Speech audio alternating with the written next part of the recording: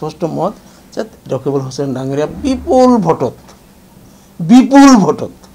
জিকি আছে ৰকিবুল হুছেইন ডাঙৰীয়া সম্বন্ধে মই কথাবিলাক কৈছে যে প্ৰাৰ্থী বাছনি হোৱাৰ আগ মুহূৰ্তলৈকে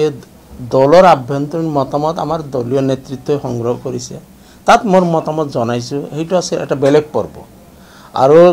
আমাৰ নেতৃত্বই এবাৰ সিদ্ধান্ত লোৱাৰ পিছত সেইটো কোনো কৰ্মী সেই সিদ্ধান্ত অমান্য কৰিব নোৱাৰে দলীয় নেতৃত্বই লোৱা সিদ্ধান্ত আমি প্ৰত্যেকজন নেতা কৰ্মীয়ে মানি চলি আমি সেইমতে কাম কৰিব লাগিব যেহেতু নিৰ্বাচনী বতৰ আমি ইয়াতে ৰৈ থাকিব লগা সময় নাই গতিকে আমাৰ প্ৰাৰ্থী যেতিয়া মনোনীত হৈ গৈছে আমাৰ প্ৰত্যেকজন নেতা কৰ্মীয়ে ফিল্ডত নামি গৈছে এতিয়া বিভিন্নজনে বিভিন্ন সমষ্টিত কাম কৰি আছে মই গুৱাহাটী লোকসভা সমষ্টিৰ প্ৰাৰ্থী মীৰা বৰঠাকুৰ গোস্বামী বাইদেউৰ লগত মই এইকেইদিন দৌৰি আছোঁ কাম কৰি আছোঁ এই ক্ষেত্ৰত ৰকিবুল হুছেইন ডাঙৰীয়া সম্বন্ধে আপোনালোকে এনেকৈ যি নুসুধক কিয় মোৰ স্পষ্ট মত যে ৰকিবুল হুছেইন ডাঙৰীয়া বিপুল ভোটত জিকি আছে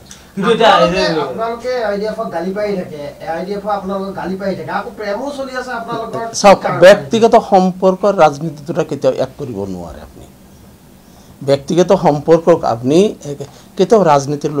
লৈ যাব নোৱাৰে অসমতো এনেকুৱা বহুত পৰিয়াল আছে একেটা পৰিয়াল দেউতা এটা বেলেগ দলত পুতেক বেলেগ দলত যদি কোৱা যায় পৰাগ চলিহা একেটা হেৰি চৰুৰে ৰান্ধা ভাত খাইছে এটা ডাইনিং টেবুলতে বহিছে এজন কংগ্ৰেছৰ নেতা এজন এজিপিৰ নেতা কৰিমউদ্দিন বৰভিয়াই আপোনালোকক কি কৈছে সেইটো তোমাৰ ব্যক্তিগত কথা মই বেলেগৰ ব্যক্তিগত কথাৰ ওপৰত মই কোনো মন্তব্য দিব নাযাওঁ মোৰ ব্যক্তিগত কথাখিনিহে মই ক'ব পাৰোঁ মই মোক চিনি পাওঁ মোৰ বন্ধু এজনৰ যে গোটেইখিনি মই জানিব লাগিব এনেকুৱা কথা নহয়